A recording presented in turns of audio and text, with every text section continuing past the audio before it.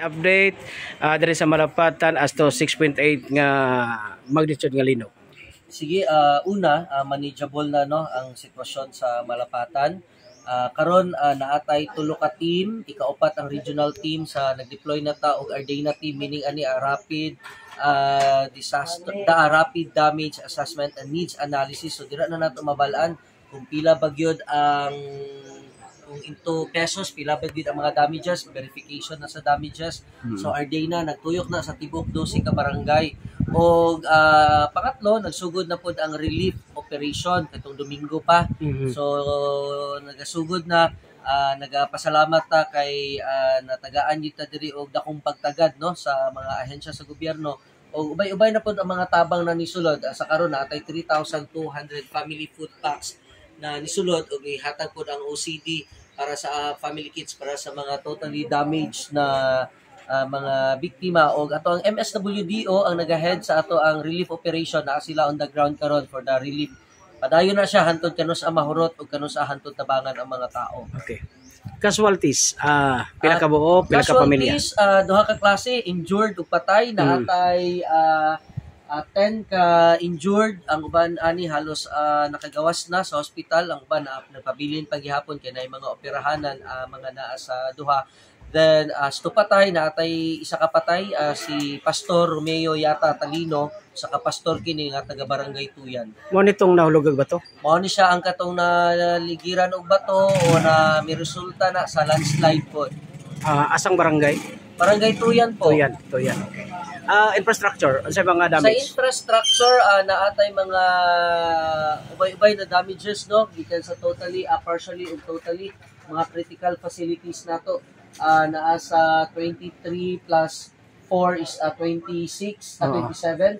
So, dira, tanang critical facilities, including na dira ang ato ang old dilapidated palengke, ubay-ubay dira ang school, no?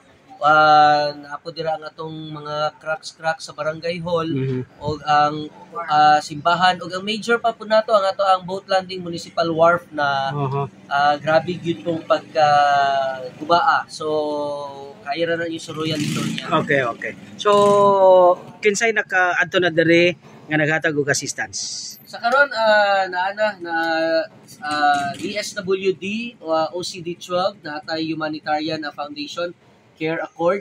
Isuroy na punta sa PDRIM o South Cotabato na si Sir Rolly Aquino. So, gina-expect na mo siya today for the tabang pud niya, and ang PCSO ang Tingog Party List nag-confirm na pud sa ilahang mga hinabang. And ubay-ubay na pud na mga national figures ang mga nakabisita diri sa amua. So daghang salamat yun sa suporta na gipakita nila diri. Si Mayor John Sombo, nag-actual ba siya bisita sa mga affected areas? Yes, of course, no, ni as the IMDRIM chairman gyud, council chairman.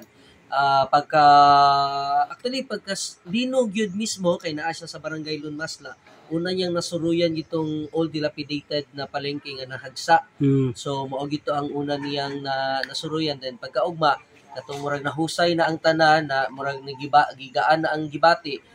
Gikan pa atong Sabado hantod karon padayon ang pagtuyok-tuyok ug ang pag-check, personal gina siya ga-check, even katong trending na balay nga natabunan ang sakyanan, naagid siya dito halos bago na ko ang sakyanan, hantod na ko ang sakyanan, naagid siya dito.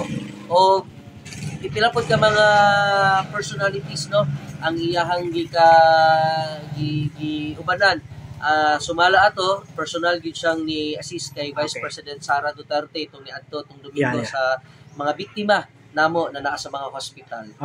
Sir Bon, as Municipal Dream o sa Malapatan o champion sa pinakabago nga Rescue Olympics na test ang inyong capability o capacity as Dream O.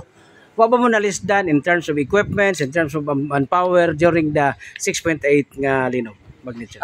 Kaluoy sa Ginoo, no, wala gid ta pod na lisdan because ato mga tao diri sa DRR bago pa man ko niabot sa kani opisina capacitated na ni sila. So kanunay pod ang trainings o mga practice. Ang natistingan lang yun na kaning disaster na dako-dako pero well deployed ang mga tao. Tanang mga resources intact. So far kita pa gani ang naka-open sa dalan dito sa Tortown Glan, no, connecting Glan and Sapo. So kita ang nakakuha ato dito, ato ang mga tao with the engineering in the barangay poblasyon. Then kita po yung nakakuha, ang DRR pod ang nakakuha atong sakyanan nga gibira kauban sa engineering. So naatay mga equipment ana na sa collapse building.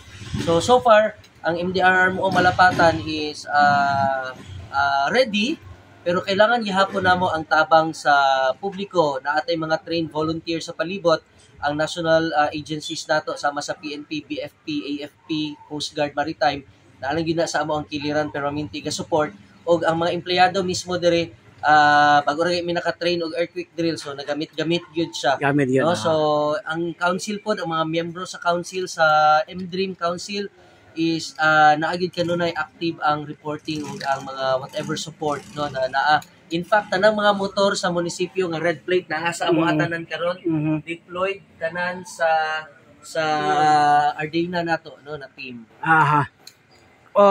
Kano sa na-establish ni kining Emergency Operation Center? Right there and then pagka 4:15 ang linog katong nahuwas-huwasan nami o katong mga nakuyapan na atiman na napagawas dayon si Mayor og kamanduan nga red alert status. So in fact, ang incident management team na activate pud nato siya. So actually everyday man ang opsen diri sa munisipyo, kay 24 hours man ato ang serbisyo diri 24/7.